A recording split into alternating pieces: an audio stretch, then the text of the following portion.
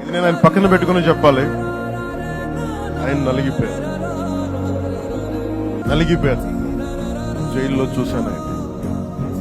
పాపం భువనేశ్వర్ గారి బాధను చూశాను. నేను అనుకున్నాను, అమ్మ మీరు కన్నీళ్ళు పెట్టుకోండి, మంచి రోజులు వస్తాయని చెప్పిన మంచి రోజులు వచ్చింది.